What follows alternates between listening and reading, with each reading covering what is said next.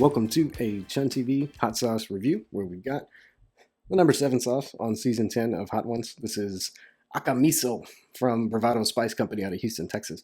And this one is very, very, very Japanese in its influences and ingredients. And it's got a beautiful, beautiful, beautiful rich red color. But I think a lot of it comes from the red miso.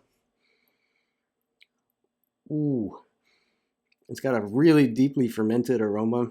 It's got the trappings of soy sauce a little bit, and you really get what I think is sesame. Cheers.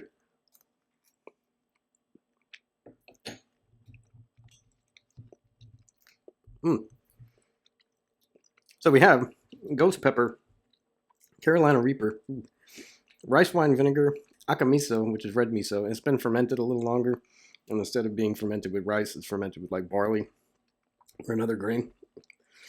Ooh, tamari, which is I think similar to soy sauce. I don't actually know exactly what tamari is. Sesame oil, togarashi, which is like an all-purpose kind of seasoning mix. It's got red peppers and ginger and seaweed, among other things, and salt. And you really, really get the sesame. And you really, really get that super fermented red miso flavor.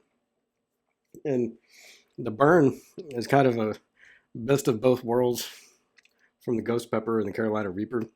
So the ghost pepper is coming on slowly with that black peppery kind of deep aroma. And it's working on the back of my throat. And then the Reaper gives it like a sting, a pretty intense stinging sensation. It's loaded with umami. It's such a strong umami taste. And the sesame oil just adds to that. But, oh man. It's not like crazy, crazy wicked hot. But it is very, very jolly hot indeed. Yeah, this one,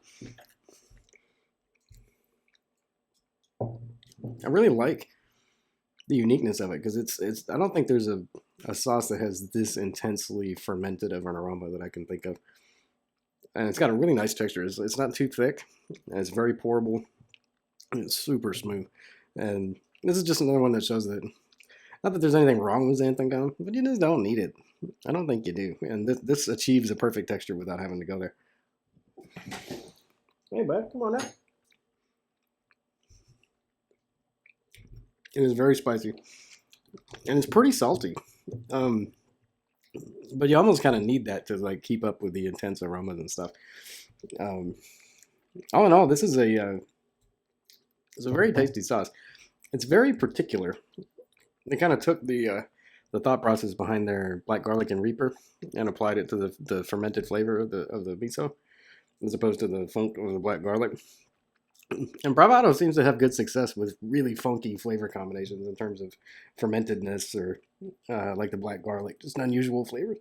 And this makes me think at some point we might see a truffle sauce from them. It might be really well done. Because it seems like it's up their alley. Or black salt. Like I could see them taking on a lot more ingredients like that because they're really good with funky, funky ingredients. And this one, it hangs around a fair bit, but it never becomes like unmanageable.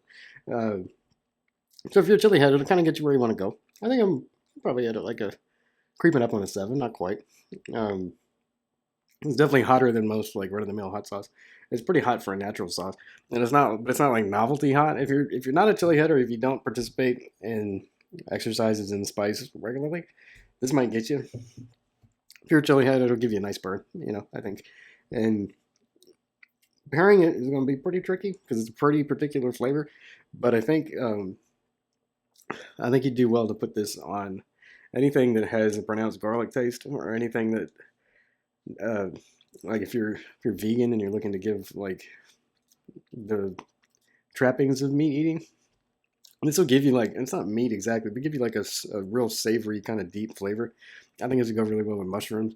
I like tofu, because tofu kind of needs, somebody to carry it basically, because it doesn't have much flavor, but it will soak up a lot of flavor. So if you like tofu, this would go really good. Ugh. But yeah, all in all, I have to say, this is a good one. You can get this from Heatonist, and as far as I can tell, only from Heatonist. It's $14. It's kind of a lot.